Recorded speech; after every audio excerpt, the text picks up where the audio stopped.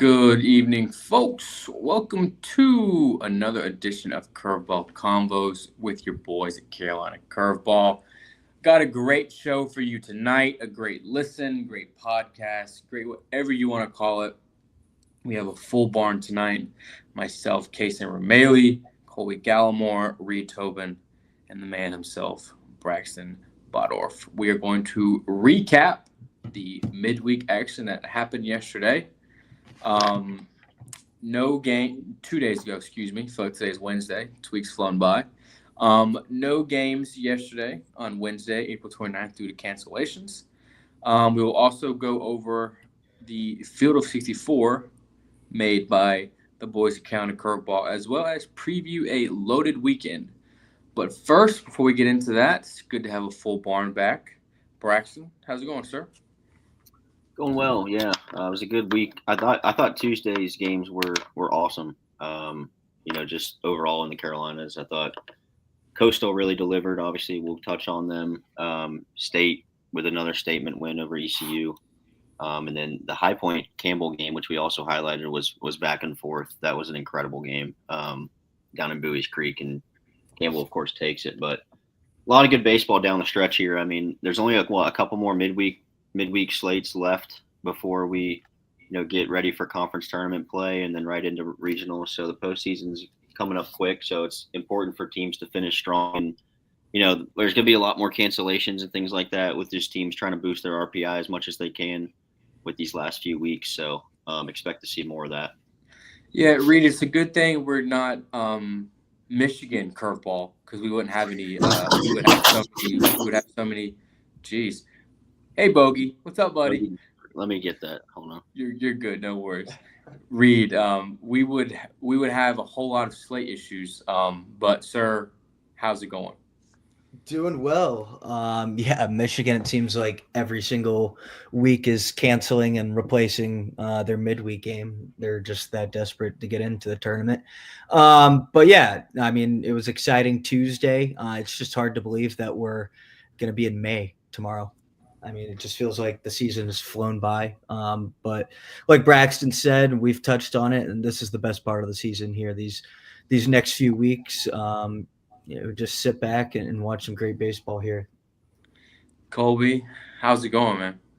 Yeah, good. Got the Wake Forest game on in the background, looking at it. Wake just tied it up 6-6 in the fourth, still threatening. Yeah, looks like that game's going to take a while with the two delays and all the runs being scored. Yeah, Colby, you want to get an explanation on that? Because I got back from the gym and was making myself some dinner before I got on the show. I heard that we're having a umpire carousel in the game, Colby. Yeah, the first home plate ump got a foul tip right into his finger. I think it probably broke his finger, broke his hand. So then one of the other umpires had to get into the home plate attire, which took forever. And then that guy got hit with the foul ball in the face mask, and he got taken out of the game. So now we're on home plate umpire number 3 tonight. Oh my gosh, that is unbelievable. That is that is absolutely ridiculous. Oh my goodness, that's wild. What's the score in that? What's the score in that game, sir? It's 6-6 in the fourth still, and the game started 2 hours ago. So, yeah, that is absolutely absurd. Braxton, welcome back, sir. We are now going to get into the midweek recap. Braxton, do you have that to pull up? I think I can. Let's see. No worries. No worries. You cannot, sir. The first game was UNC Asheville at ETSU. ETSU takes care of business. Not much of a shocker. They win 10-7 over Asheville. Gardner Webb at Wofford. Reed. Gardner Webb has been playing very well as of late, coming off a big series win versus Winthrop. And Wofford, Reed, they were on, what was the win streak up to? Was it 9? 9, now yeah. They are on, now 4. they are on currently a 4-game losing streak at 30 and 15 right now. And they lose 6-0 to Gardner Webb at home. Yeah, I mean Wofford. Well, credit first to Gardner Webb. Coming off the big series win against Winthrop this past weekend, and now they carried it into this week against Wofford on Tuesday night. The way they're playing, maybe they can make some noise here, get into the Big South tournament, and make a run. But in Wofford's standpoint, though, we touched on it. They were playing the top 5 hitters. They had yet to play the top 5 hitters in the league. So, I mean, you want to handle business in the midweek, and it's not going to get any easier here for them these next 3 weeks. No, it is not at all. And a team that's playing right now, Wake Forest. Wake Forest played App State last night, or 2 nights ago. Geez, I keep saying last night. In Shelby, North Carolina, Wake Forest takes the game 3-2. Braxton in a close one. Did you watch this game, sir? No, I'm not even sure it was streamed, to be honest, but I know that I think Cam Miller hit a home run to take a 2-1 lead kind of middle of that game, and then Wake was able to pull it out. I'm not sure who had the big hit for Wake, but we knew App would give them some trouble.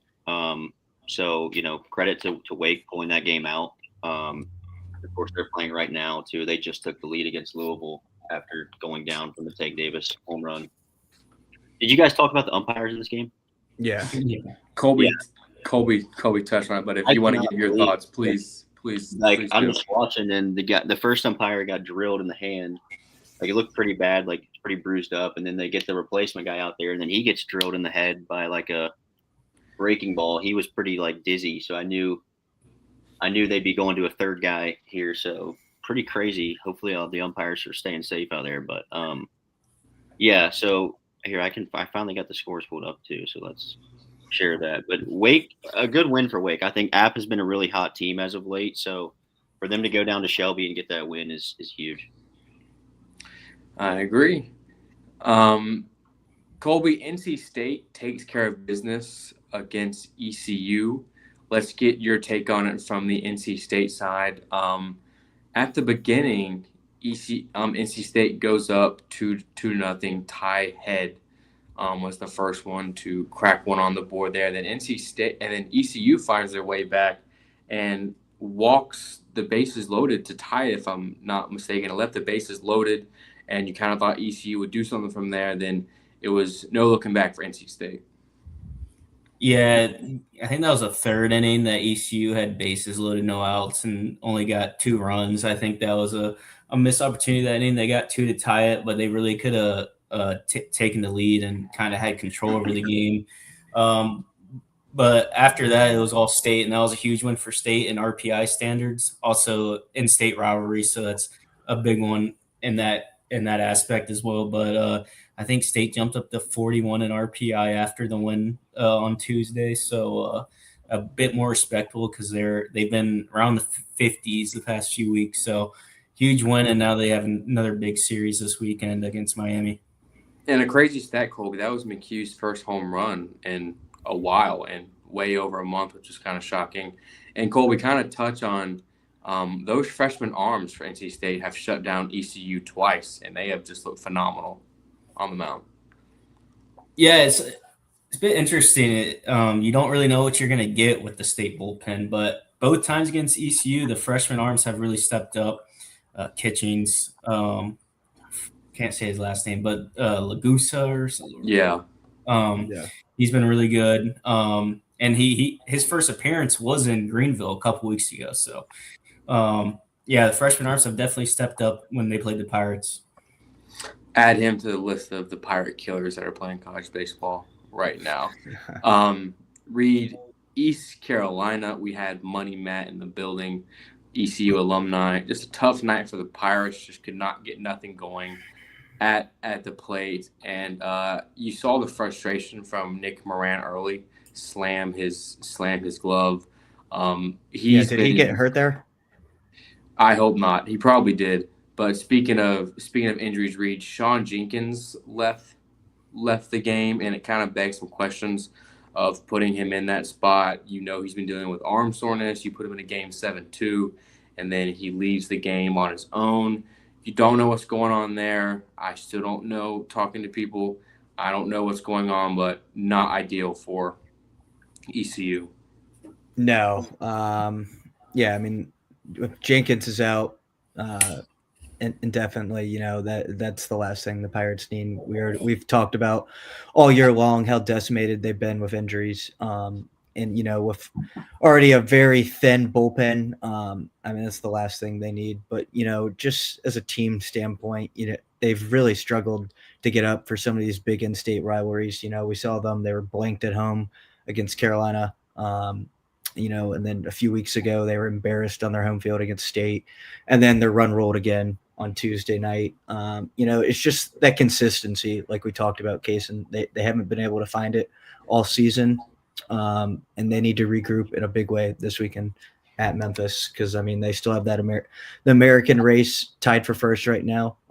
So I mean that's still in their hands, but another disappointing performance on Tuesday night. Braxton, speaking of more disappointing performances, Charlotte gets blanked by Liberty about the same score, 12-2. I don't really know what to say. This tale's getting kind of old for Charlotte. Moves into 20-24 on the season. But on the other side, Liberty, who is an adopted Carolina team at this point, has been playing some really good baseball this season. Yeah, I mean, we'll get to them with the field of 64, but I think they could be a 2 seed. I mean, they've played really, really well this season. They have a great RPI. I think we kind of expected them to take care of Charlotte here, which they did, especially at home. Yeah, it's been tough going for Charlotte. Unfortunately, they started the season really hot, looking like they were going to be a threat in the American, and then they find themselves kind of at the bottom of the American after, quite a spiral. So it's just one of those things that can happen in baseball really quickly. I mean, we've seen it happen with other teams. We've seen it happen in the other direction too, where they get hot really quick too. So it is what it is. But yeah, Liberty, man, is legit. I think they will be a 2 seed depending on how they finish the season. If they go and win the Conference USA, they'll definitely be a strong 2 seed, I would say.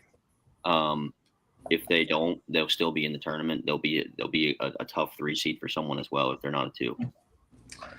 UNCG with a nice win, Reed. Nice win for UNCG, moves into 17-28 on the year. Interesting loss here for Davidson, who's been playing well as of late. That drops Davidson to 23-19 on the season. Good one there for UNCG, winning 16-3. Yeah.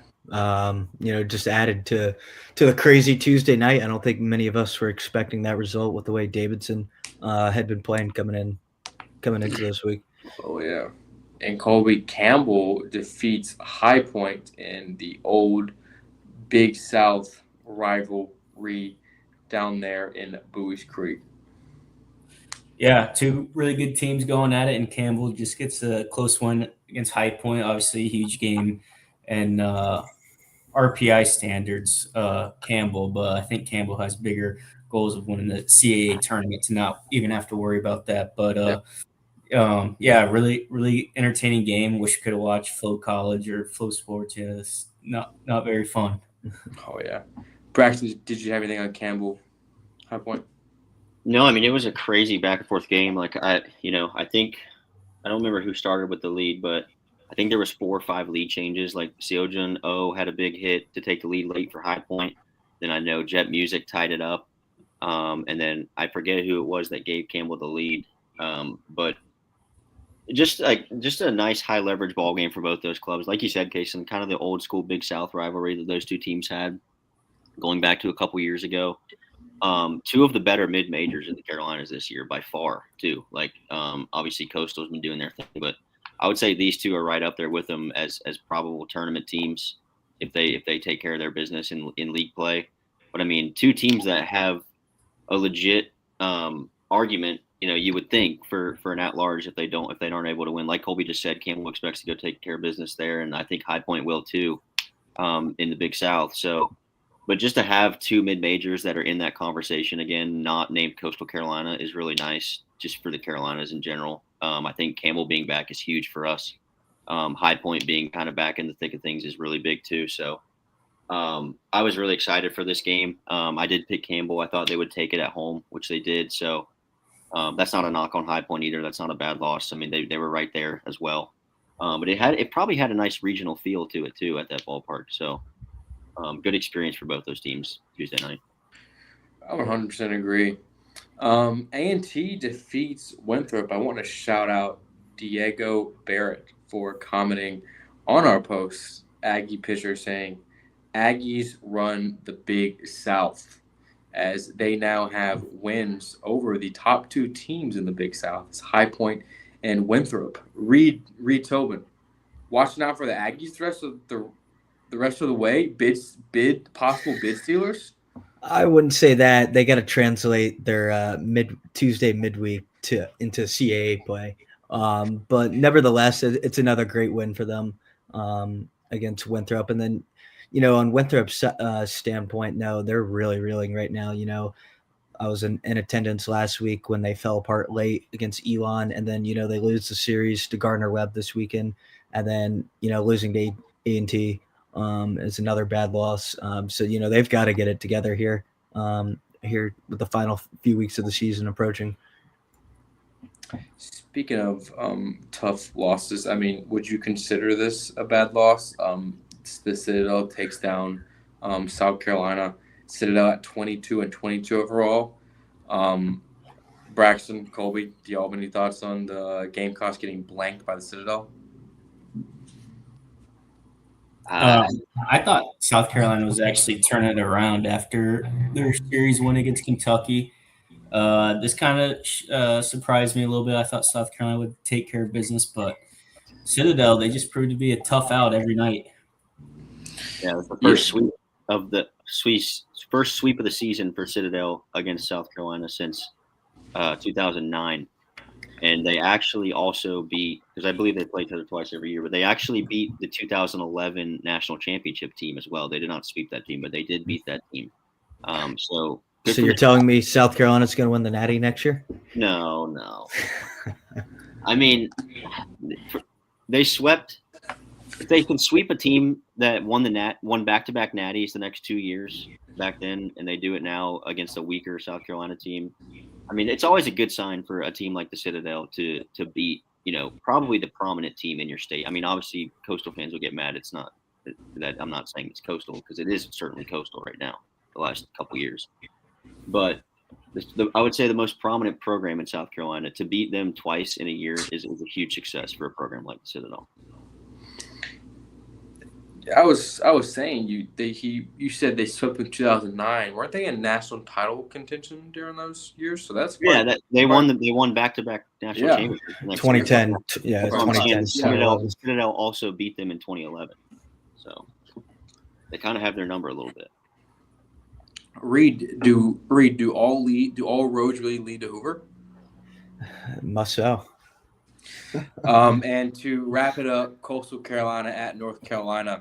A wild game.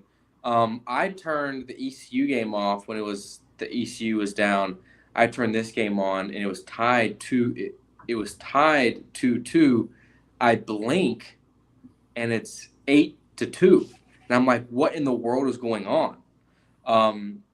Braxton, I'll get your take on it first and what happened in Chapel Hill. Yeah, I mean, Coastal just absolutely started hitting everything. We've kind of seen Coastal go on these offensive spurts at times this year. I particularly remember against Campbell, they had like 6 or 7 or 8 two-out hits in a row against Campbell. Then, I mean, every guy that Carolina brought in, Coastal was just barreling. I mean, I think there was a point where Forbes went to 4 different pitchers within like 10 to 20 pitch span. Like, he was just trying everyone.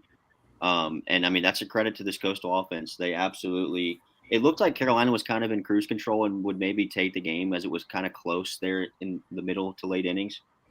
But, I mean, Coastal just absolutely flipped that script and just started hitting. I mean, they could not get off the barrel, and that's a credit to them and Schnall in that offense. And they just found a way to manage a bunch of runs. Carolina couldn't get outs. They tried everyone. They ended up, getting too far behind. And Coastal takes an absolutely huge game on the road for them in Chapel Hill. So, pretty big statement win nationally for Coastal as well, just in terms of that landscape. But in the Carolinas as well, though, that's a huge win for them, being that they're the top 2 teams in our rankings. Reed, do you have anything on this game, sir? Yeah, I mean, I'll just add, like Braxton says, McDuffie, I mean, he comes in the second inning, I believe, with 2 outs, and he sits down the first 10 goes. first 10 Coastal hitters, he sees 8 strikeouts. Yeah. And I'm sitting there thinking, oh, this is going to be just a low run game. I think Carolina, they'll get after McDuffie, they'll close it out with the bullpen and everything like that.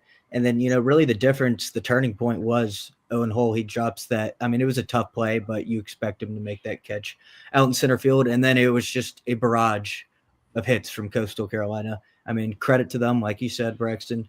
And that was just a dominant last three and a half innings from them, and I guess I woke up Colby Thorndike Tuesday night. I had mentioned that he had struggled dearly, or on Monday night I said that, and then he turns around and 4-hit game or 3 or 4 hit game or whatever it was he had, by far his best game of the season at the plate. But I mean, that's a huge win for Coastal. Huge win indeed. And that will wrap up the midweek recap. We don't have many more to go. What is it? 2 more to go? 2 more midweeks to go? 2 more.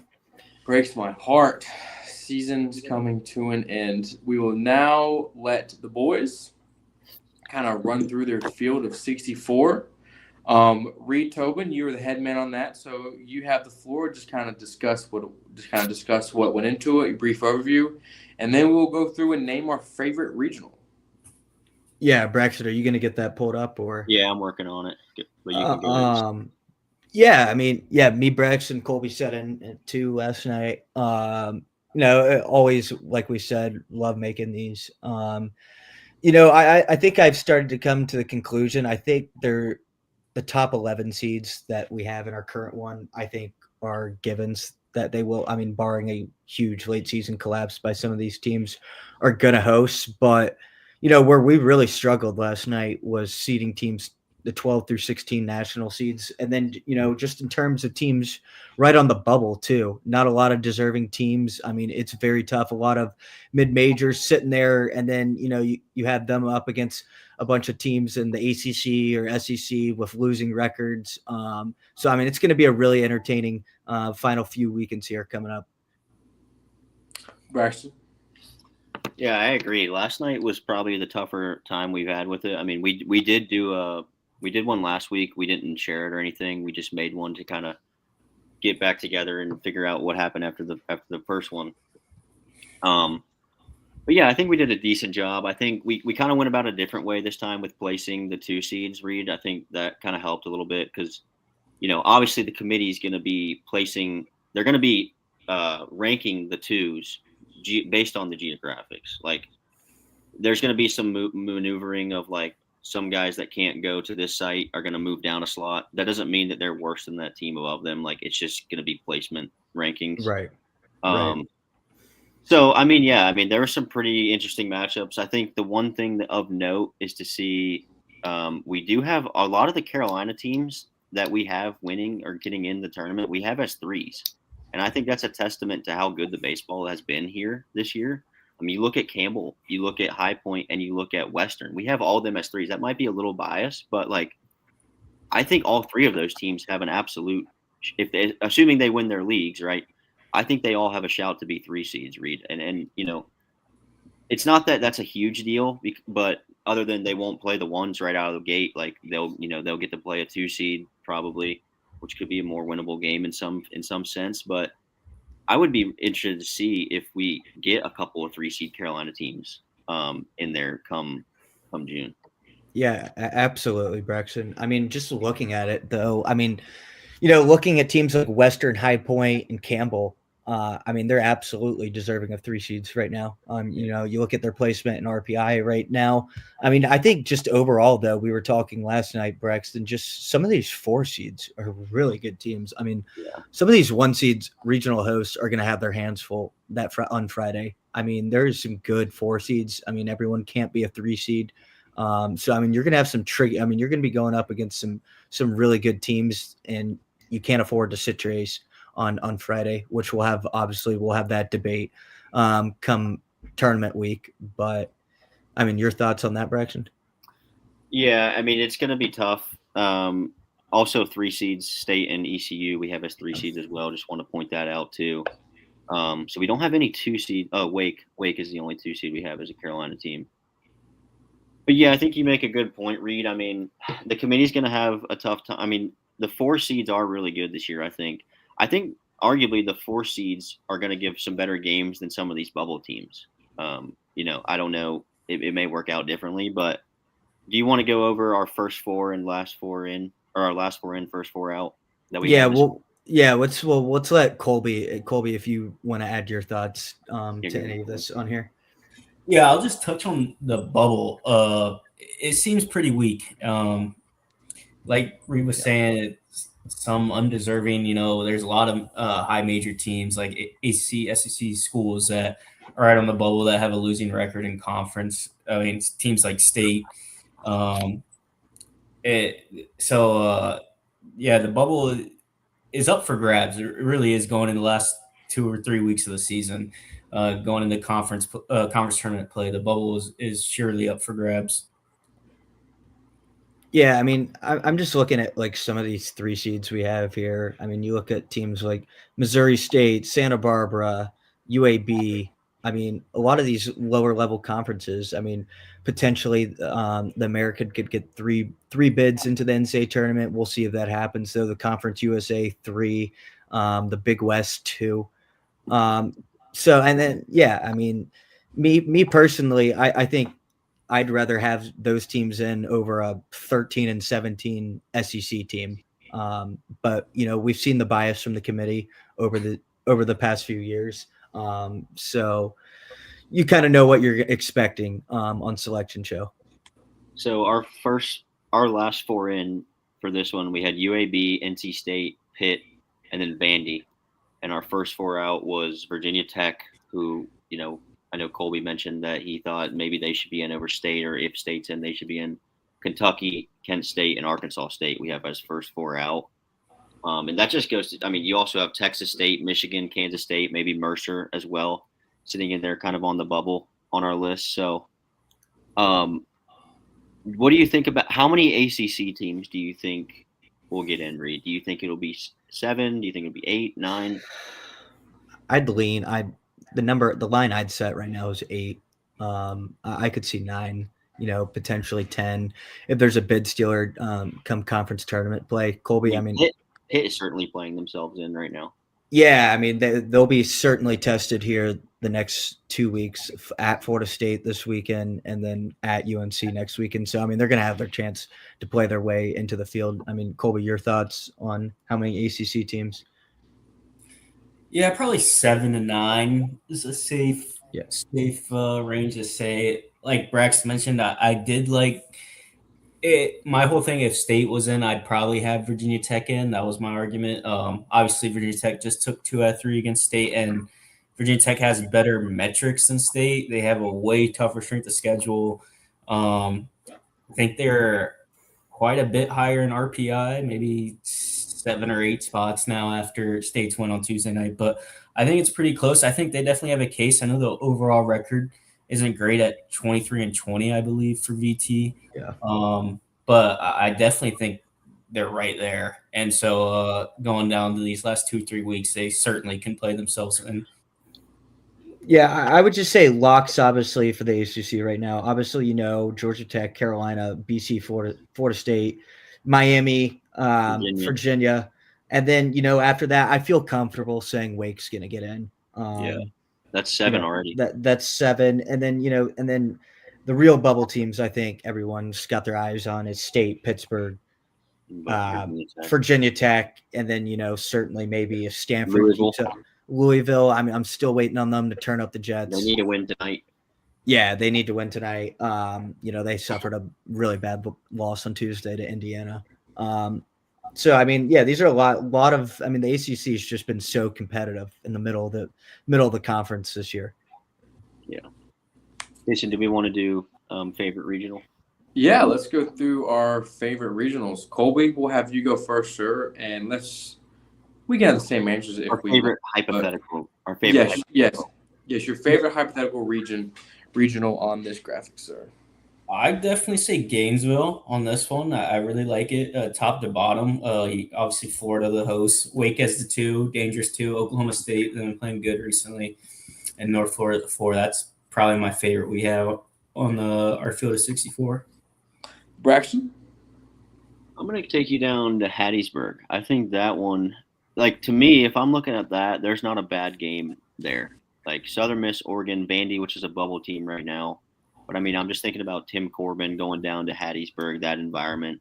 Wright State is a sneaky, dangerous sport every year. Like them versus Southern Miss will be a great first game. And then Vandy and Oregon, I feel like they play like year in and year out. I don't know. Have we not seen that matchup before? I think it happened a few years ago. Maybe regular season? No, Well, I Wright think State played Vandy in their last region year, upset them. They were the number one overall seed. Yeah. So there could be a rematch of that there. That would be cool. Yeah, I don't know. Just looking at this, like first glance, like that one really caught my eye. Just in terms of a full, like I would watch every game of that regional. Conway too is obviously probably someone's answer too, but Rito?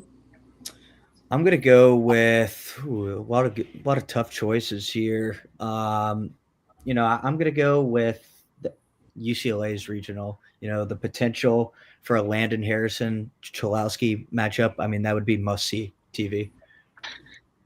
Arguably the two best players in the country. The entire game at like 10:30 p.m. Yeah, I mean that would go well into the night, like a 1 a.m. type game. And then fair, I would too. To be fair, I mean, yeah, that would feed families. That would keep. That would be absolutely phenomenal. You know what else would feed families? I'm gonna say my favorite regional, the Auburn regional, Miami versus Miami. That would be absolutely electric. As soon as we brought that up, we were like, dude, we're doing that. Miami and Miami. Have to. What about a possible ECU Coastal Super or ECU State Super? Yeah, I mean, that Conway regional would be on paper that is absolutely loaded. I mean, St. Joe's would be one of the better fours. Talk about 3 fan bases and 4. I bet St. Joe's would travel considering the season that they have. In Arkansas. Yeah, ain't throwing Arkansas there. Another one I want to touch on is the Lincoln Regional. You got Creighton and Nebraska rivals in damn near every sport. That would be pretty cool seeing them there. Then you throw Boston College in there, who's had a phenomenal season.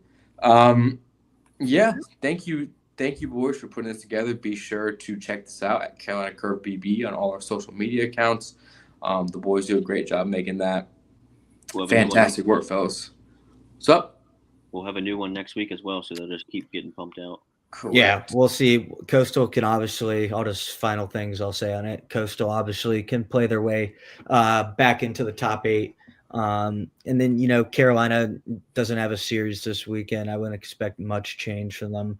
Obviously, if they finish the season high, I still think they could potentially be the number 2 or number 3 overall seed if they win the ACC tournament. And then, State's got to keep winning. We'll touch on that here in a second, though. We will now get into the weekend preview the series on the weekend. Colby, we got a score update for Louisville Wake Forest?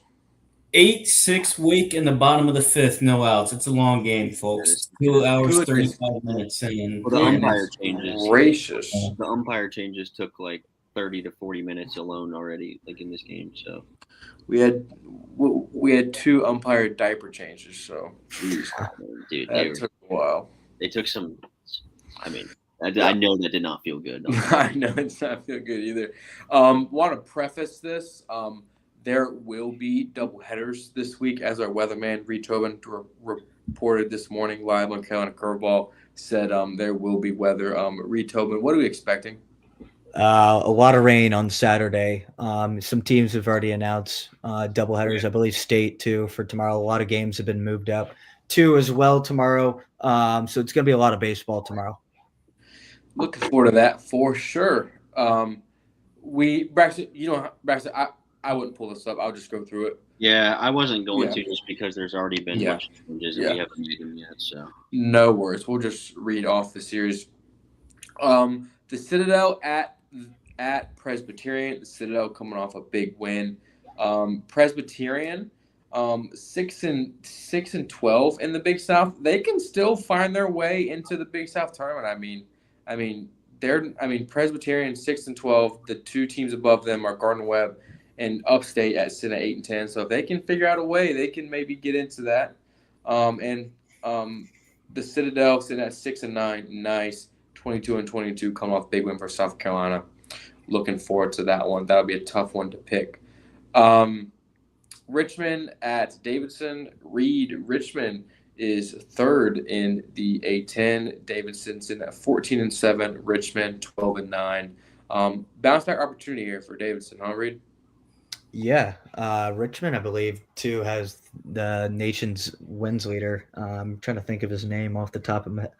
What's his name?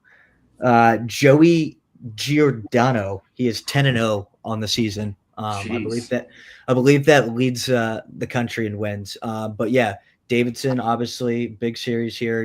Bounce back from Tuesday night. They want to keep their hot play going in the A10 and try to secure one of those top 2 seeds. Colby, we got a big SoCon matchup in Western at Wofford, Carolina. Wofford, Carolina. Did you hear that? Did you? It's been a day, folks. Western Carolina at Wofford. Colby, if I'm not mistaken, did you call Wofford to drop the series last week? I said they'd get swept, and they did. So, Colby, what's going to happen Western Carolina at Wofford?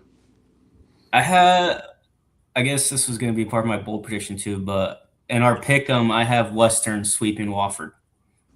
Wow. You have back-to-back sweeps from Wofford. Yeah, I have them losing 7 in a row. Yep. Wow. Oof.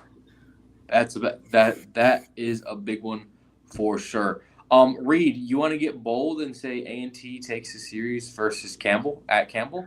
No. Like I said, I've yet to see them translate their midweek play into the weekend, and judging what happened earlier in the season when they played Campbell, it could get ugly again this weekend. Yeah, it could not be. Yeah, it might not be pretty. I think Campbell scored 50 runs that series earlier in the year. Okay. For context, Campbell is 20-4 in the CAA. A&T's 3-18, but hey, you never know, anything's possible. Colby, pass it back to you, sir. Your alma mater, Charlotte, hosting Tulane. It is now or never, maybe never for Charlotte. Charlotte's sitting at 5-13, Tulane at 8-10. Yeah, I'm definitely leaning never for Charlotte, but if there is a series to win, I've been saying this for like the past 3 weekends, it'd be this one. At Florida Atlantic last weekend seems like that was a winnable one. No, and then this one is a winnable series at home. Probably not. It is tough sailing for sure. Speaking of tough sailing, Braxton, if I would have told you in February Clemson would be in the bottom of the ACC, you would have said you're on crack. Clemson welcomes Boston College into town. Boston College having a phenomenal season, 16-8 in the ACC, 34-14 overall. And Braxton, there was a shakeup of the Clemson rotation, so maybe this can spark something for them. I was going to mention that. I guess better late than never to try and switch something up over there if you're backage. But I think they moved Kanak to Sunday, keeping Sharman on Saturday, and then I forget who they're throwing tomorrow. But I think Boston College is just going to be too much for them. I mean, this Boston College team has been so consistent all year. They've been really, really good. And Clemson's been nothing but bad. So I see it continuing here. I mean, I don't know what the Clemson fan base, what the vibes are like right now with them. I imagine they're down pretty low. So I don't think the crowd's going to be that into it. I mean, this is a series that you must win if you're Clemson to even have a chance. Because, their RPI is not bad, but I just the vibe is just so bad that I don't think even with the greatest of finishes to their season, I just don't see them getting in. I don't know what the committee's thinking, but and I definitely don't see them winning the ACC tournament being right now. If it ended today, they'd be the last seed. So playing at 9 a.m. Yeah. So I don't see them doing anything there other than maybe help getting a couple wins to help out. If let's say they do finish the season strong, those games become very important for them to just gain a few more points, whoever they play. But I don't know. I don't want to count Clemson completely out, but I think I know Reed might be ready to count them out completely. I know Colby has.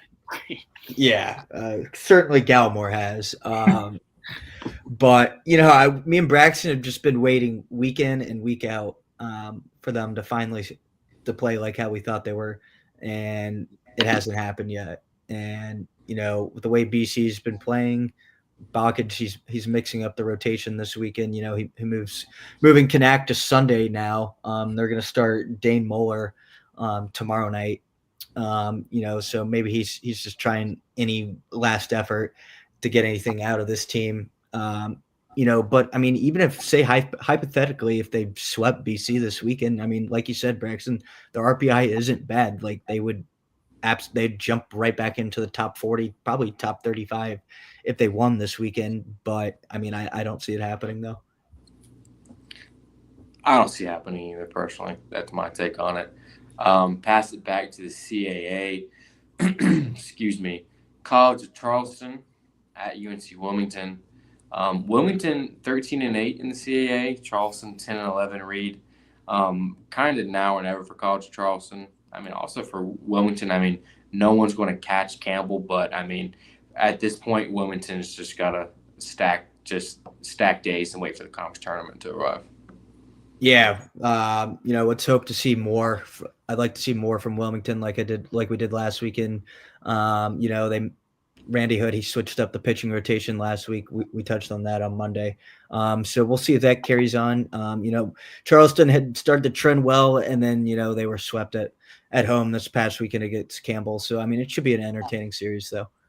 Wilmington has the pitching to match up with a lot of teams. I mean, absolutely. Once they get, I think it's tough. You're going to play Campbell, then go into the conference tournament. Granted, the conference tournament is at home at Brooks Field, which will help them, but I think that will do them some favors. And maybe kind of late, if you kind of know where your position is going to be, you can maybe rest some guys or kind of play those cards as you will. Because I think in college, I don't know how you guys feel, but I think that it's tough for the smaller leagues like the Big South, the CAA, SoCon. Let's say that you have like a 40-win season and you blaze through the conference, but you have one bad day in conference tournament and your season's over and like a 19-40 team goes on. Perfect example is Charleston a couple of years ago. I mean, yeah, they were 41 15 and didn't even make the tournament. So exactly. So I think kind of to your point, Braxton, like your record, I think your record is what you are, and I think that as you get towards the season, maybe you can kind of play the dominoes to make sure you are all ready to go as conference tournament, because I mean that is your season. I mean, you can say what you want about the regular season, but like you said about College of Charleston, our first year in 2024, that they had a phenomenal season, won 42 or 40 wins on the season, and didn't get that large because they lost the tournament. So just tough, but that'll be discussion for another day. Keep it in the CAA. I just want to add though, like what a scary, if say Wilmington gets the 2 seed, what a scary, and Campbell gets to the title, what a scary matchup like Wilmington could be having, like Connor Marshburn saved for Sunday on their home field, winner take all to go to the tournament. Exactly. That's exactly right. That's exactly where I was getting at. I think at this point, you have to play your cards the best way you can. Keep it in CAA. Elon at William & Mary. Elon at 8-16, 17-26. William & Mary 10-11, 19-23. A big one in the Big South, Braxton. Gardner Webb and Upstate, both at 8-10 in the conference, both below 500 by 3 games and 7 games. I mean, this is a needle mover for these teams in the Big South.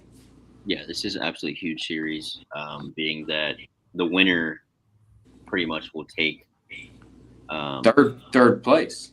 Take third. Well, the winner will be in the tournament as of now. Which is correct. The loser will be probably on the outside looking in, as of now. I mean, there's still another weekend or two, but definitely a huge series. I mean, if you're Upstate, you have to get right here at home. You've got to right the ship. I mean, they've lost 9 straight. I mean, they've got to dig out of it here, find a way. Gardner Webb has been kind of hot recently. They get series win against Winthrop. They get the midweek win against Wofford. And now they're going into upstate, rolling high, kind of on the up, looking to get into that tournament. It's certainly going to be interesting to see because upstate's a team that's struggled pitching the ball this year. And Gardner Webb has made bad pitching teams pay a little bit. So I think it kind of favors Gardner Webb in that standpoint.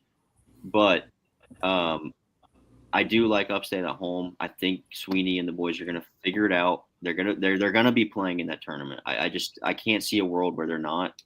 It would be crazy. It would be quite disastrous if they win the tournament last year and don't find a way to make it into the tournament this year. So I'm hoping that doesn't happen. But it starts this weekend with the series win against Gardner Webb. You've got to win the series. Longwood goes to High Point. High Point sits above the Big South right now, 11-4, as we talked about. Longwood at 8-7, and Colby, Miami at NC State. It's now or like I asked you about your alma mater with Charlotte, Colby. It's now or never. It's now or never, or really never for them. But it's also now or never for NC State. Yeah, I said this last weekend. Going to Virginia Tech, must win. I'm doing it again this weekend. Another must-win series for State, even though they didn't win the series last weekend against Virginia Tech when I said they must win. But I think this one is. You lose this series, you're falling for State. They need to be around 500 in ACC play to make the tournament. I think with their RPI and non-conference strength of schedule being so poor, they need to be around 500. They're one game below 500 entering this weekend. They're playing a good Miami team at home. Win this series, I think they're got a little wiggle room going into next week and field of 64. But yeah, it's a huge series for State. I saw that Noah from On3 tweeted the rotation out. Tomorrow, Heath Andrews, and Friday, well, doubleheader. Heath Andrews, then Cooper Consiglio, and then Saturday, TBA. And it appears Ryan Marone is week to week and will miss his third straight start, Colby. Yep, no Marone. Not really feeling good about his status the rest of the year, but we'll see. Maybe he'll come back. But also no Mikey Ryan again. It's a pretty big loss. Mikey was pretty exceptional in ACC play. I think he had around a 950 ops in ACC play and also playing good defense. So that's a huge loss in the order for State and at shortstop. How do you think, Colby, on that? How do you think Serrano did? Do you think he filled in pretty good? I thought he looked all right. I thought he looked fantastic on the defensive side, playing short. Yeah, I mean, to really expect anything from the bat, it probably is unfair to him. I mean, he's been on the bench all year, hasn't really played this competition, obviously, true freshman. So, I mean, I'm not really going to be expecting or anything crazy from the bat, but just play solid defense and be solid 8-9 hitter. Maybe get on base with some walks. Definitely think it would be unfair to expect Mikey Ryan type production from the bat from Serrano. I think that'd be unfair to him. Yeah, it'll be a good experience for him though, as a freshman. Yeah, I think he has a lot of potential. Yeah. Is that Eli's brother? It is. Yeah. I think his name's Christian. Christian, yeah. He was a top 100 recruit at a high school, top 100. So I think he's even like a young freshman too. I could be wrong on that. I think he reclassed. Yeah, I think you're right. Yeah. I'll just add though on a Miami standpoint, big news coming out of Coral Gables this week that Daniel Covett, their star third baseman, is out indefinitely with a stress fracture. So that's a huge loss for Miami, arguably their best power hitter. But the good news for the Hurricanes, we saw Rob Evans their Friday night, their number one guy go down in that freak accident the other week ago. He will be back. They have him pitching on Is the game on doubleheader tomorrow and then Saturday? Yes. So yeah, they have him pitching game 3. I think most of the series with the doubleheaders, they're doing a doubleheader tomorrow and finishing on Sunday. State is doing a doubleheader tomorrow and finishing Saturday night, but they're doing that because the game on Saturday night is nationally televised on ESPNU. So they're trying their best to get that one in since it's nationally televised. But I think eventually that the State game from Saturday night will be moved to Sunday, like the rest of the games. It'll be a wash. Yeah, it'll be a wash on Yeah, Saturday. they're just doing it to try to keep the national televised game, but it won't work out. I respect it. Queens at West Georgia is the next matchup. This is the battle of the bottom of the Graphite division in the A-Sun. Queens at 8-13, West Georgia 8-14 in the Graphite of the A-Sun. West Georgia 11-34, Queens 12-31. First team to 10 runs wins. Winthrop at UNC Asheville. UNC Asheville struggling this season, 17-28, 5-10 in the Big South. But I think with Winthrop, Braxton, they've had a few hiccups this season. I don't know what's gone on. They've had a few games this season where you kind of question the losses, like the A&T loss, the Gardner-Webb losses. So they definitely can't go into this one kind of thinking Asheville's going to roll over. Yeah, absolutely. They're going to have to take care of business. And, I look for them to do so. I think they're just a better team than Asheville. It's no disrespect to Asheville, but you're definitely right. Like, they've had some hiccups, more than a few this year. And, if you want to win the Big South tournament, you've got to be able to take care of business against the teams you should beat. You don't want to take a loss against a team that you should beat in the tournament, because you get 2 losses at that thing and that's it. So you don't want to run into a buzzsaw after taking a loss you shouldn't to a team like Asheville or Gardner-Webb or Upstate, who they swept earlier in the year as well, who they might see again. But yeah, I look for Winthrop to bounce back, but you're certainly right. They have, and it's kind of a weird spot. This is the type of spot that they've lost a lot of games in, but it's on the road too, which is going to be tough. Asheville's not an easy place to go and play. I've played there. It's not the easiest field in the world to just go and play your game, but I'm going to take Winthrop here. I think they take care of it. I think maybe Asheville steals a game, but I think Winthrop will take 2 out of 3. They'll be looking to sweep though, for sure. Did we touch on High Point? Sorry to interrupt, Kason. Yeah, I think briefly. Okay. Just a little bit. They're playing Longwood, right? Yeah. What's up, Tobin? For some reason, I don't even remember talking about them. Y'all talking about them? It was quick. Okay. It was quick. VMI at UNC Greensboro. Greensboro 3-12 in the SoCon. VMI 3-9. VMI 3-9 in the SoCon, but 27-17 overall in the season. They are 3-7 in their last 10. Started the season red hot. Have cooled down as of late. UNCG coming off big win versus Davidson. Hopefully G can put some of the Carolina teams in the SoCon on notice. Colby, score update. Louisville at Wake Forest. 8-6, top 6. Okay. Next one, Coastal Carolina at Georgia Southern. Reed, how many runs does Coastal score this series? That's all it's taking away. Yeah, I'm gonna go with. I think they carry the hot bats from Chapel Hill. I'm gonna go. They score 37 runs this weekend. Braxton, I'm gonna write this down. I don't mind that. I mean, App put up a ton against Georgia Southern. So considering that, it's gonna get ugly this weekend in Statesboro. Yeah, I'm actually gonna go 31.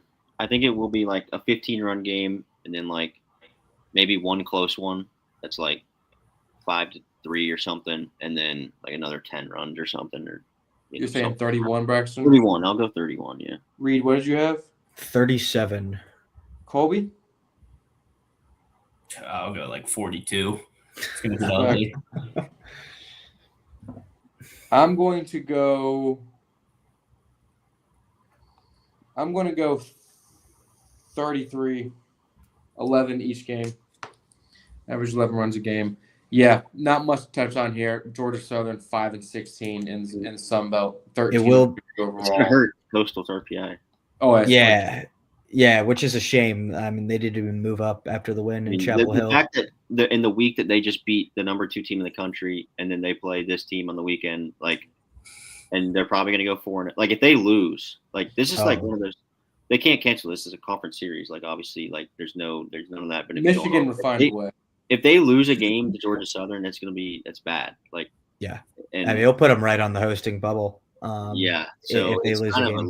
lose for Yeah, it will be interesting though to see how long Schnall. To see, I'll be interested to see if he lets Fluky go get some more pitches this weekend. You know, maybe see him go 3 or 4 innings this time instead of 2. Yeah, To keep it in the Sun Belt, Colby, App State at Troy. Troy sitting at 12-9, App State 13-8. I mean, big Sun Belt series here. I mean, App State tied for second right now in the Sun Belt and could make some movement here. Colby, while you give me your kind of thoughts on that, I'm gonna look and see who Southern Miss plays this weekend. Yeah, App State, obviously, we know they've been playing really good ball recently. Just losing barely to Wake Forest on Tuesday night in Shelby. But this is a tough series going on the road at Troy. Troy also a really, really solid team, and going on the road, it's going to be a tough series to win for App, but I wouldn't put it past them. The way they've been playing recently, could definitely see them going to Troy and taking 2 out of 3. It's definitely one to keep your eye on this weekend. I think this is one of the better series of the weekend, and looking forward to it. Southern Miss takes on Monroe. UL Monroe is 10-11. Southern Miss is tied with App State in second at 13-8. So hoping for a Southern Miss series loss and an App State series win, Braxton. So App State can move into sole second in the Sun Belt, which would be pretty sweet to have our 2 teams atop of the Sun Belt. Yeah, that would be awesome.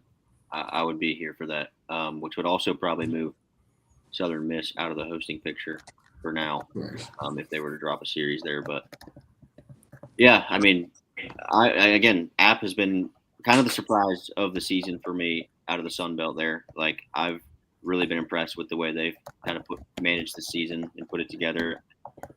They could have beat Wake the other night. I mean, we touched on the game a little bit, but like, I was looking for them to possibly win that game, and there's not been a very much of a hotter bat than Cam Miller right now anywhere. And it's going to be tough for them to go down to Troy and win that series, just because Troy is a very, very tough place to go. That's down there for them. It's a big road trip, and they're always well coached. I think it's Skylar Meade down there does a great job with that program. So yeah, I'll be very impressed if they come away winning that series. Let's just put it that way. I agree. It's a big series for sure. And like you said, back to some other names. I mean, they got Gage Pearson on the mound. We saw how good Charlie Evans is and Steven Smith. So they have guys all over that field. So looking forward to that one. Reed, East Carolina at Memphis, 7 o'clock first pitch. I did not realize it was so late. Lord have mercy. But Reed, ECU needs to win this series. They are tied for first with UTSA and UAB. Reed, while you give me your synopsis, I'm going to look and see who UAB and UTSA play. Yeah, big chance here for the Pirates. Obviously I touched on earlier. Tied for first here. I mean, this is a series I think they expect to go into and sweep. They have a good track record over the past few years playing at Memphis and just against Memphis as a whole. I am worried about Jenkins though. I highly doubt we'll see him this weekend. It'll be interesting to see if Lenahan's back this weekend for the offense, but I mean, yeah, tomorrow it'll be interesting. I mean, I would imagine Ryan Towers will start. Will we get the Ryan Towers where he can't record an out, or will we get the Ryan Towers that will give him 5 innings tomorrow? If we get the Ryan Towers that goes 5 innings, I feel comfortable saying they will win that game. And then, they just need Norby to do his thing and then hope Webb is on point again this weekend. But yeah, I mean, ECU has the favorable schedule over UAB and UTSA coming down the stretch here because those 2 teams still have to play each other. Yes, they end the season versus each other. UTSA hosts Wichita State, and UAB goes to Rice. Rice has been tricky this season. So a lot of movement still there to happen in the American. I'm looking for the Pirates to get a series sweep kind of firmly. I'll just add, I told you this too, Kason. There has only been 5 sweeps the entire season so far in American play. and ECU has 2 of them, which I find pretty crazy. Correct. The last series, this is the last series. No one's playing. Yeah. Yep. Last series. Yeah, Charleston Southern's off this weekend, and Duke and UNC are off this weekend, but they do play a singular game on Sunday against each other, non-conference game. Yeah. Who plays the non-conference game versus each other? UNC and Duke. Okay, that's Duke. Duke has 4 straight games against Carolina. They didn't have a midweek this week, and going back to last weekend series. That's ridiculous. Oh my gosh. The last series, South Carolina at LSU. Colby, who are you cheering for? No doubt in my mind, I'll be a huge Gamecocks fan this weekend. I'll be living and dying by the Gamecocks this weekend. We'll be tuned in. Might even buy like Amazon something to wear for the games.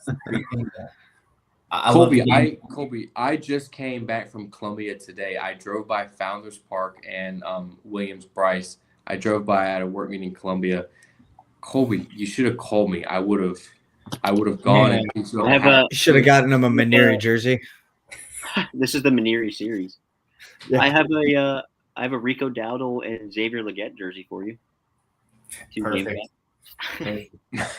Shout out to the Cox that were on the Panthers. Both of them were on the Panthers at some point. We'll Both of them were on the Panthers. But looking at the SEC standings, Reed, these 2 teams at the bottom of the SEC, you got South Carolina at 5-13. Battle of the mid. Battle of ass, actually. LSU at 6-12. Reed, what are the chances of LSU making the tournament? I mean, how about this? Who has a better chance, LSU or Clemson? LSU.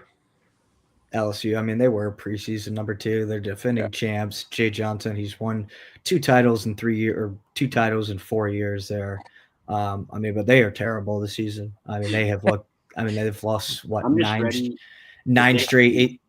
I think they've lost 9 straight SEC games. If you would have told me at the start of the season South Carolina would be above LSU with 3 weekends left in the regular season, I would be calling you crazy. But here we are in the Paul Maneri Bowl.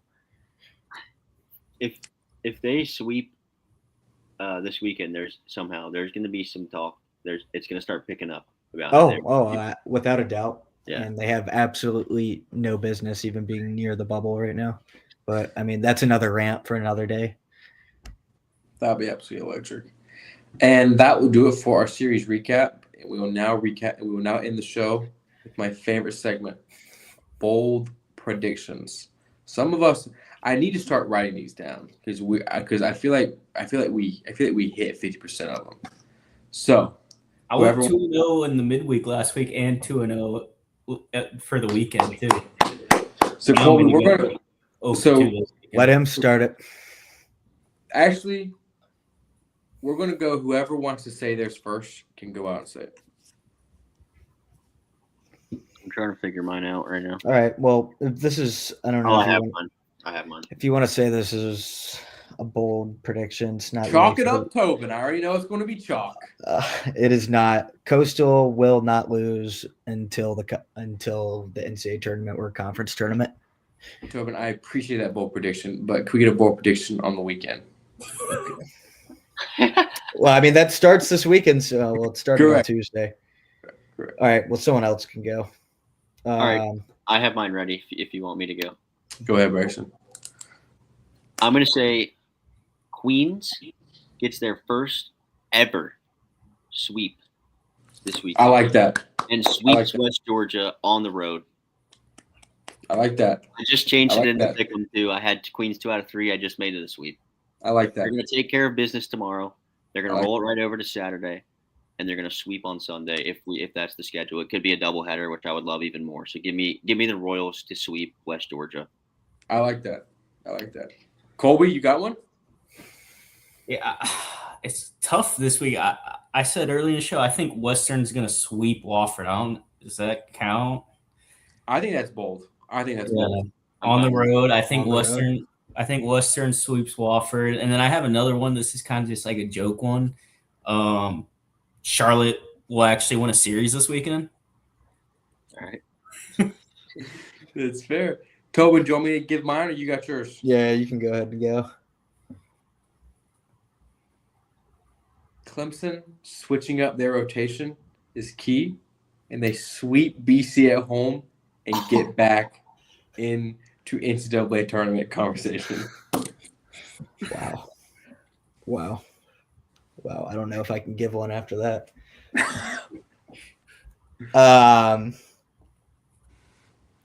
Man. I will say, to defend Reed myself, never goes home. to give myself, last week I did say Gardner Webb would beat Winthrop in a series, and we've had some great that That was a good one. Yeah. Wow, there's nothing that You I pick want to say. Presbyterian every midweek, though. Yeah, that.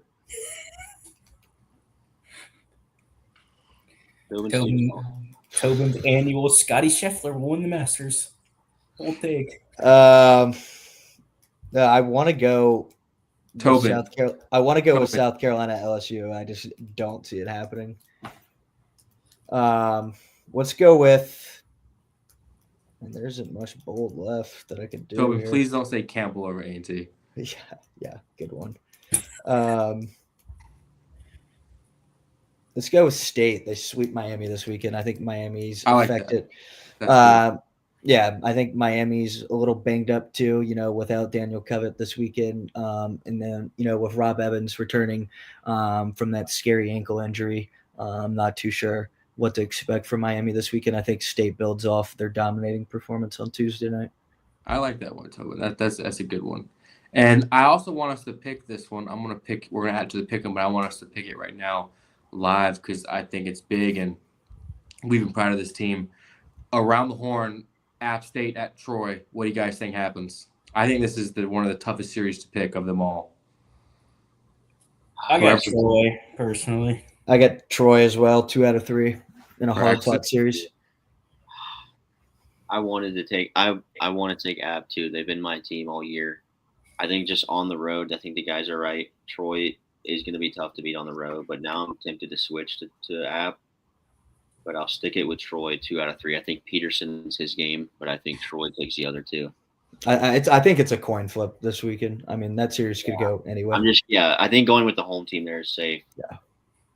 But I'm pulling for App. I'm gonna do it. App State goes down and takes the series and moves into sole second in the. Actually, no, because Southern Miss plays UL Monroe, so Southern Miss probably going to win that series, so they will not probably get that. But I think that'll do it, folks. Be sure to be on the lookout for our slate tomorrow morning because there will be double headers. So lots of highlights, lots of stuff being posted on our page tomorrow. Be sure to look at that because there will be adjustments to schedules. Anything else, boys, before we sign off? Anyone have any announcements? Anything personal or anything? No, I may go to the Bosch on Sunday for that non-con matchup or whatever you want to call it, if the weather permits. I think the weather does look decent on Sunday, but 8-7 right now as well. If you're tuning in late to this Wake and Louisville matchup, could be some late inning drama here, but yeah, let's stay dry this weekend. Let's get all the games in, and let's let these bold predictions hit. I'm ready to see some ball. Gallimore, anything before we sign off? Let's see if Wake can hold on here. It's pretty tight game entering the 7th. Tobin, anything you'd like to say? I'm looking forward to tomorrow, sir. I am. Yeah, it should be a good time tomorrow night. I'm just ready for the weekend. Good weekend of ball. May. I mean, what a great time it is for college baseball. Yep, May is here. It's going to be May. Yeah. It's going to be May a great month. It's going to be a great month. Looking forward to tomorrow night. Pizza, Gushers, ice cream at Reed's while we watch baseball all night long. Going to be a fun time. So many doubleheaders. Going to be watching baseball until the sun comes up. But, boys, I think that will do it. Thank you for tuning in. Be sure to follow us on our social medias at Carolina Curve BB on Instagram, Twitter, Also on TikTok, Braxton does a great job there. Join our Discord. Follow us on Spotify. Rate us 5 stars or 1 star on Spotify. If you like us or not. Subscribe on YouTube. Like, comment. Be sure to do all those things. We appreciate the support more than you know. And folks, we will see you on Monday to recap this weekend.